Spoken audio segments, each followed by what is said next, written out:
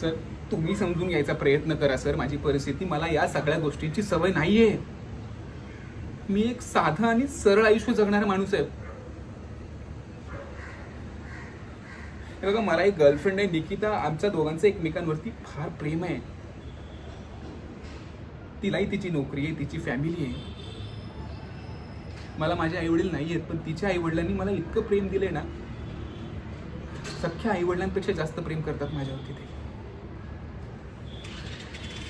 एक ठराविक bank balance झाल्यानंतर आम्ही दोघं लग्न करणार आहोत.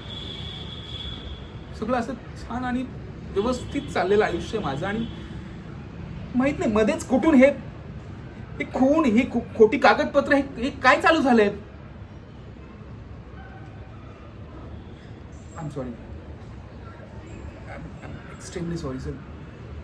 पण हे बघा, कोणीतरी माझं नाव वापरून खोटी कागदपत्र जर कोर्टामध्ये सादर केली तर त्यात माझी काय चूक आहे सर? तुम्ही सांगा मला, काय चूक आहे माझी?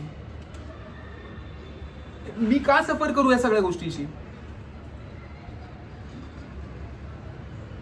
आय नो, बघा मला माहिती आहे या सगळ्यांमध्ये माझी साक्ष फार महत्वाची, पण मला नाही पडायचं याच्यामध्ये प्लीज. मला जर उद्या काय झालं ना तर माझ्या पुढच्या आयुष्याचं काय? हे सगळं आम्ही जी स्वप्न बघितलं त्यांचं काय? माझ्या निकिताचं काय? तिच्या आईवडिलांचं काय? बघा, मला त्यांच्याबद्दल कोणती तक्रार नाही आहे. मला याच्यामध्ये नाही पडायचं. आम्हाला आम्ही बरं आणि आमचं काम बरं. मला याच्यामध्ये नका पाडू.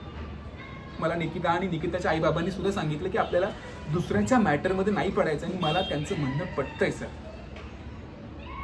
मला याच्यामध्ये नाही पडायचंय. मी तुमची मदत नाही करू शकत. I am so sorry. Please मला माफ करा.